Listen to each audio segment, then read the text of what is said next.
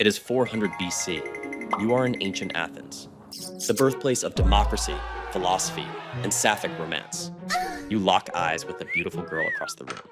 You think, wow, a poetic ancient love story. Wrong. Welcome to the absolute suffocating nightmare of being a lesbian in human history. Your gay awakening is immediately canceled by a hostile, patriarchal corporate takeover. In Athens, you are a biological vending machine, legally owned by the state. Before you can even touch that girl, your father casually signs over your physical lease to a 55-year-old politician who smells like rancid olive oil. Your sexuality doesn't exist. Your body is a state-mandated breeding factory.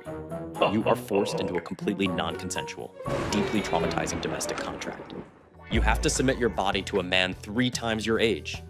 You lie on a hard wooden bed in the dark, shoving your actual desires into a locked psychological vault.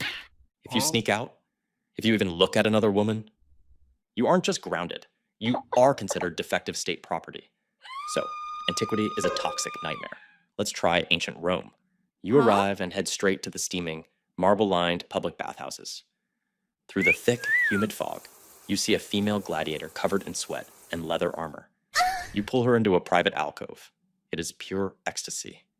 You finally found a society that loves debauchery. Wrong again. Because Rome isn't a progressive utopia. It is a hyper-violent, state-sponsored frat house. The men are absolutely terrified of any woman who doesn't need them. To the Romans, your sexuality isn't an orientation. It is an aggressive biological mutation. They literally believe you're trying to magically steal their masculinity. You aren't just a social pariah. You are a threat to the empire. They write actual, terrifying legislation defining your bedroom habits as a physical danger to the Roman military complex. If your husband catches you with another woman, he has the legal right to execute you in your living room without a trial. Okay? So the ancient world is a lethal meat grinder. Flee to medieval Europe. You figure out a brilliant loophole. To avoid a non-consensual breeding contract, you just marry God instead. You join a Catholic convent. A giant stone fortress filled entirely with women, safely locked away from the brutal feudal system. You meet a sharp-witted nun. Late at night, you sneak into her cell. You pull the heavy wool blankets over your heads. She whispers forbidden Latin poetry directly into your neck. For a brief, shining moment, you think you beat the system. And then, the bishop finds out. Welcome to the Middle Ages, where the church doesn't have an HR department. They have the Inquisition. He doesn't just call you a sinner. He calls you a literal demonic vessel. They publish the Malleus Maleficarum, a literal state-sanctioned hit list targeting women who don't fit the mold. The priests are so deeply paranoid about female autonomy that your independence is weaponized against you. You are officially hunted as a witch simply because you didn't need a man to find happiness. Because celibate priests cannot fathom women experiencing physical pleasure without a male organ. They accuse you of conjuring an invisible demon into your bed to do a man's job. Your intimate romance is officially reclassified as a supernatural orgy. You are dragged by your hair into a freezing cellar and strapped naked to a rusted rack. They stretch you until your limbs violently pop out of their sockets. They torture you until you are screaming and confessing to demonic intercourse just to make the pain stop. Your reward for loving a woman?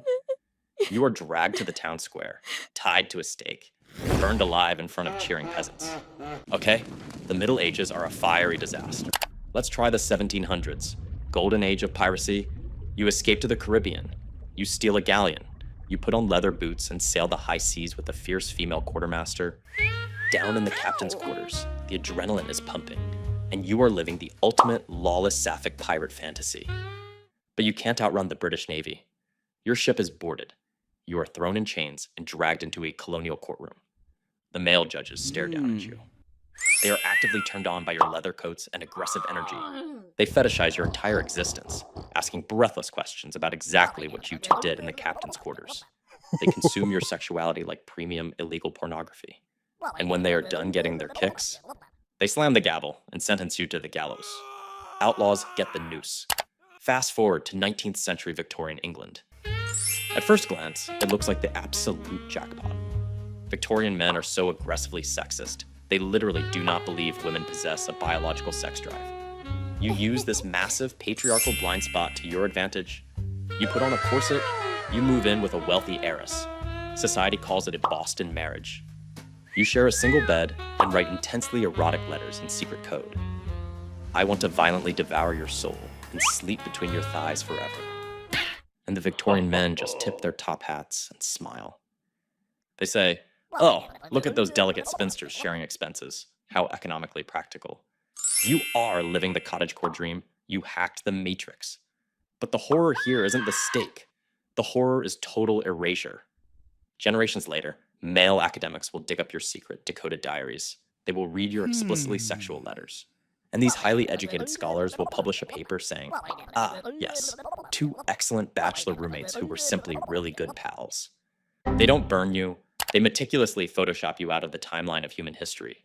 They excavate your grave, find your fingers intertwined for eternity, and confidently publish a thesis claiming you were just saving money on cemetery real estate. And the psychological gaslighting doesn't stop at the grave. If a Victorian husband even suspects his wife is engaging in unnatural friendships, he doesn't need proof. He just needs a signature. He can legally lock you in a sanatorium and throw away the key. And if a Victorian doctor actually catches you acting on your desires, you are diagnosed with female hysteria. Your sexuality is treated as a pelvic disease that a guy with a medical degree has to manually debug. They strap you down and use crude mechanical vibrators to perform highly invasive, non-consensual pelvic massages to cure your neurosis. Sick of being erased and pathologized, you fast forward to 1950s America. You put on a crisp suit. You find the underground speakeasy. You pull a gorgeous girl onto the dance floor. You are finally visible. Then, the cops kick the doors off their hinges. Welcome to the Lavender Scare. The lights violently flip on. You are shoved face first against the brick wall. In the eyes of Cold War America, you are officially classified as a communist sympathizer and a national security threat. The federal government literally hires suited investigators to stalk you. They wiretap your telephone line. They follow you to the grocery store.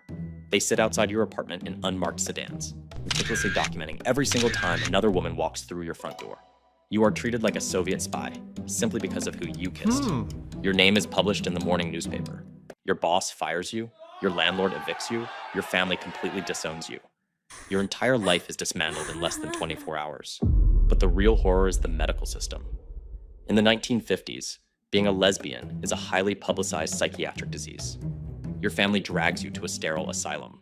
You sit across from a male psychiatrist who genuinely believes a woman's highest purpose is making Jell-O salads and vacuuming. He officially diagnoses you with a sociopathic personality disturbance.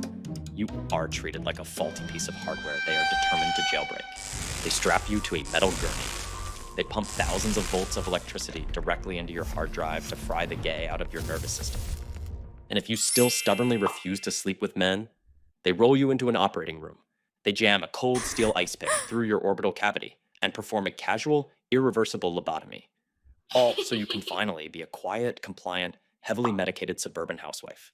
You walk out of the hospital a broken, drooling ghost, haunting your own body.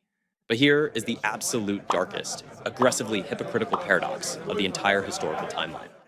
While the police are raiding your bars, and the doctors are frying your brain, and the church is burning you at the stake, the exact same men who are punishing you are actively fetishizing you. Your intimacy is treated as a horrific crime, unless it is being performed exclusively for the visual entertainment of the male gaze. Roman poets wrote eroticized fantasies about you. Pirate judges got off on your court transcripts.